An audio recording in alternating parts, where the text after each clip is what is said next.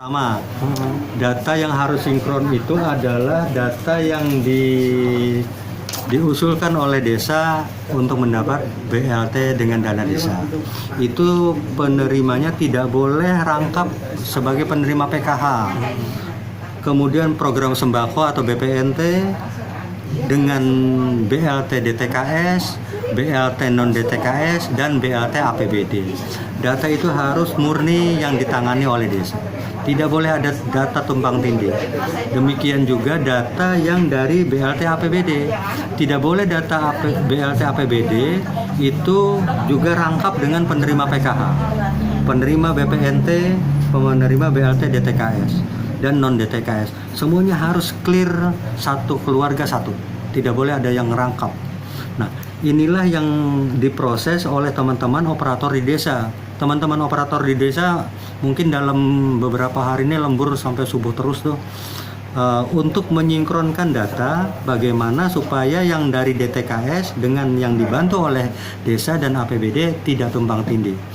Data dari kementerian itu sudah ada, mereka sudah terima, operator sudah terima mana yang, dan bahkan ada yang sudah dicairkan melalui rekening BNI dan BRI.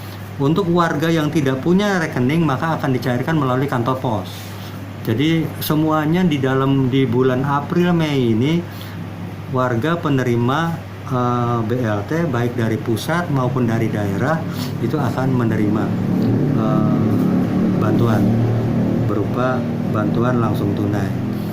Hanya ada yang tunai hanya dari BLT APBD.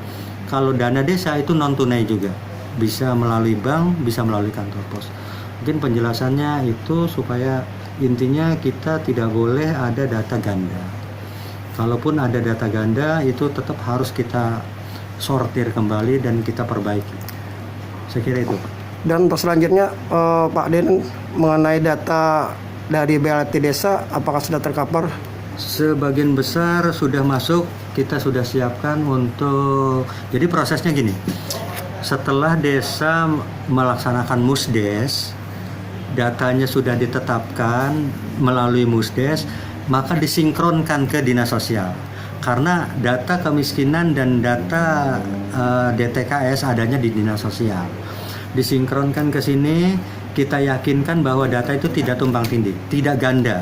Orangnya ada yang suaminya di PKH, istrinya di PKH, suaminya masuk ke dana desa. Itu pun tidak boleh. Harus satu. Kita sinkronkan, kepala desa juga harus membuat surat pernyataan bahwa itu tidak ada ganda. Kalau ada ganda berarti kepala desa harus bertanggung jawab untuk pengembalian dananya nanti. Nah, ini sebagian besar sudah masuk dan kita sudah siapkan rekomendasi hasil sinkronisasi. Setelah itu baru ditetapkan oleh kepala desa bahwa inilah yang akan mendapat bantuan.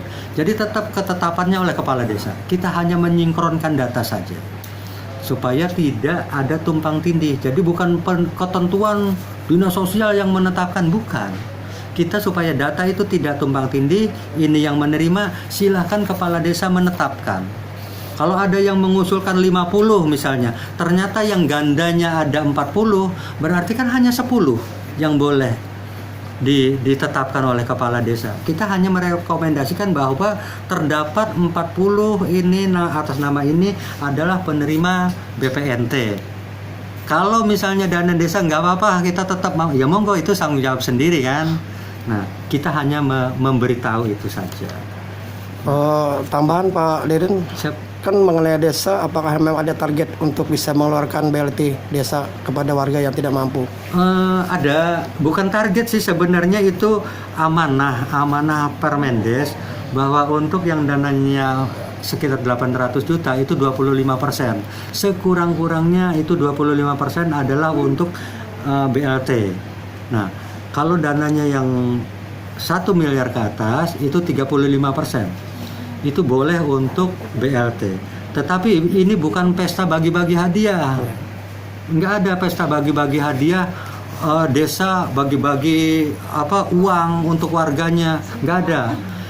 Yang ada adalah bagaimana menangani warganya untuk bisa bertahan hidup. Itu yang saya tahu. Jadi bagaimana mereka bisa bertahan hidup dengan kondisi seperti ini, yang nelayan nggak bisa ke laut, yang jualan nggak laku, yang nggak bisa ke pasar, petani nggak bisa ke sawah, itu yang saya tahu. Artinya dari pemerintah berupaya untuk menekan, memberikan suatu kesempatan kepada masyarakat yang terdampak COVID-19. Betul sekali. Dan ini bukan selamanya. Iya. Saya berharapnya lebih cepat lebih baik. Oke, Pak Deden, terima kasih. Oke.